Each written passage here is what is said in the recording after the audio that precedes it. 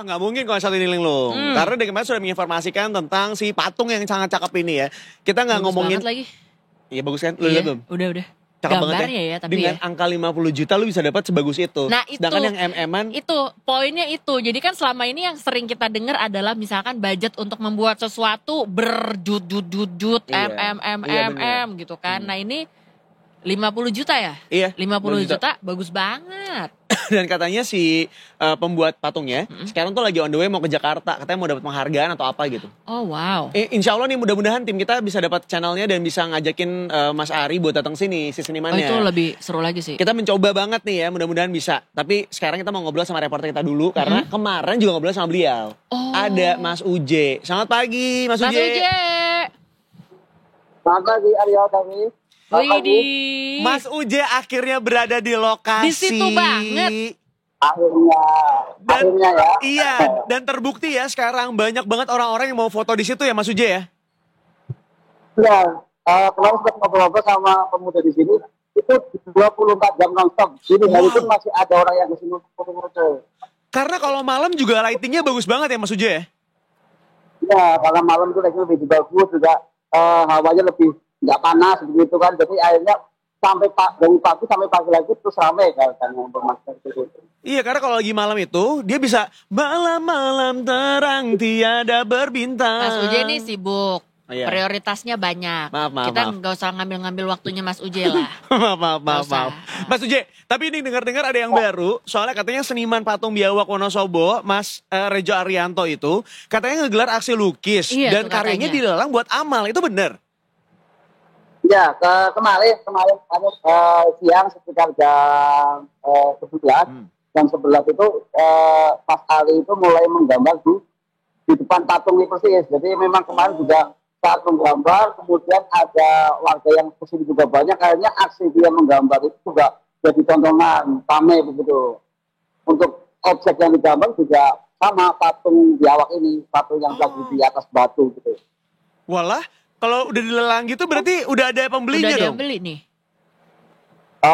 Kemarin itu memang proses itu spontan ya dari Mas Ali. Ngobrol-ngobrol dengan Mas Ali, kemudian ingin melengkapi karya. Jadi menurut dia secara pertama karya 3 dimensi, kemudian dilengkapi dengan karya 2 dimensi.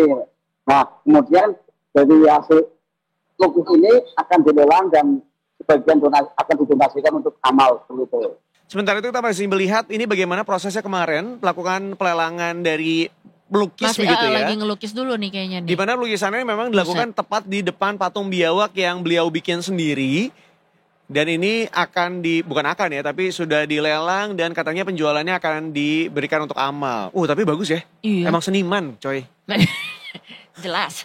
Kalau dia koki dia nggak ngegambar di situ ya. Bener. Walaupun menurut gua koki itu juga adalah seni ya. Seni memasak. Iya, karena pertama kan juga kadang-kadang tuh mereka tidak pakai jumlah-jumlah tertentu gitu, nggak pakai ininya berapa ons, ini berapa apa. Mereka tuh kadang biar kira-kira. Ilmu kira-kira, modal nekat. Takaran paling sulit di dunia ini emang secukupnya ya. Secukupnya bener. Iya, itu gue setuju sih. Iya. Tapi ini pertanyaan mungkin agak kurang berisi ya. Gak apa-apa, coba keluarin aja dulu. Itu patung dari apa ya, Yuk? Nah, ini baru kurang berisi. Enggak. Jadi kemarin gue sempat ngeliat prosesnya. Gue bingung. Katanya dari semen. Iya. Jadi gue ngeliat tuh prosesnya. Jadi dari kawat-kawat. Gak usah marah-marah lah. Cuma nanya bahan doang, galak banget. Saking kurang berisinya, Mike aja udah nyerah lalu. Dia bahkan gak mau ini. Ayo gue pegangin. Cie, kalau dipegangin dia berdiri ya? Nggak, maksud gue, kita mau ngomongin tentang proses pembuatan. Gak tahu Jadi pembuatannya tuh gue ngeliat dari kawat-kawat gitu yang dibentuk menyerupai si biawaknya. Abis itu diisi pakai semen gitu kan. Jadinya dia kokoh. Iya. Nah tadi tuh sempat tanya nih Davi, katanya setelah ngobrol-ngobrol sama senimannya tuh sebenarnya emang senimannya juga komunikatif ya buat diajak ngobrol ya. Penasaran orangnya kayak gimana gitu.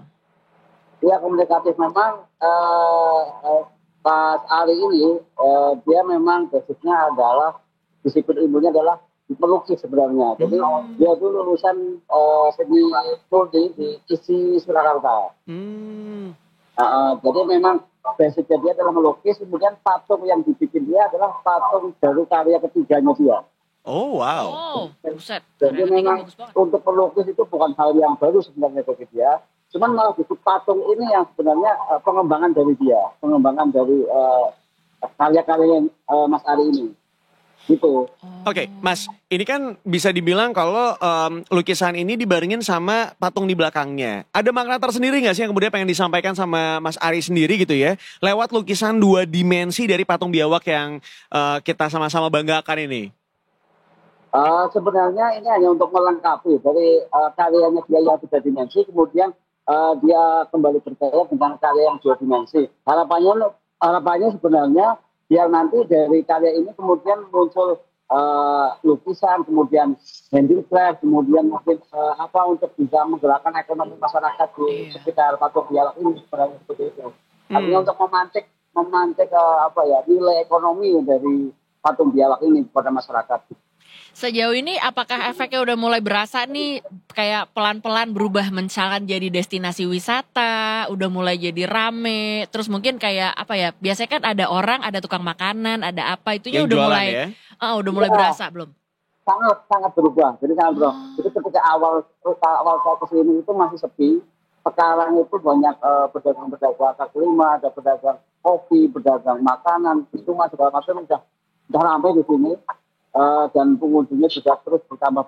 Apalagi kata pemuda ini, puncak keramaian itu sore hari. Jadi sekitar mulai jam 4 sore sampai jam 7 malam itu puncak paling banyak yang datang ke sini. Jadi memang pedagang-pedagang banyak bermunculan, baik dari desa setempat, desa Kerasak maupun dari luar desa Kerasak ini. Jadi ramai banget sekarang. Ya karena emang faktornya ada banyak ya. Bisa jadi karena di jam-jam tersebut udah gak terlalu panas satu. Dan di jam-jam tersebut juga antara jam 4 sampai jam 7 malam. Mereka tuh masih bisa ngerasain 2 jenis. Yang pertama masih cerahnya sebelum lampu-lampu nyala. Dan nanti agak menjelang malam tuh udah mulai dapat yang lampu-lampu yang nyala juga. Pinter banget. Iyalah. Karena biasanya itu yang aku lakukan ya. Kalau Iya, destinasi iya, wisata iya. aku di jam 4 sampai jam 7 malam supaya dapat itu 2 sebenarnya sequence katanya. jam bagus ya. Ya, dan itu adalah penting. golden hour juga kalau foto-foto ya, karena kita cahayanya catat masih ya. bagus. Mas, ini aku pertanyaannya, aku juga penasaran nih sama orang-orang yang ada di sana. Termasuk juga Mas Ari yang sekarang kan kayaknya nggak pernah mau diem ya.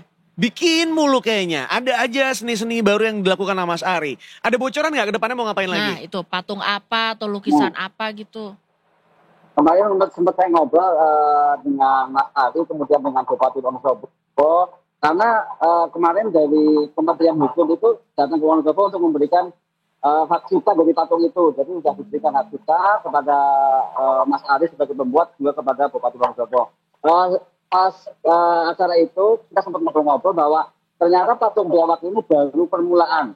Wow. Setelah ini mau ada kejutan lagi patung yang katanya nanti akan lebih besar seperti itu. Cuman jenis patung apa itu belum kesetil. Oke. Jadi ini baru pemanasan doang ya? Ini perlu perhatian dan dari Mas Ari menyampaikan ke Pak Bupati juga menyampaikan kalau mau dukung anggarannya nggak usah banyak-banyak begitu. Oh tuh, iya kan?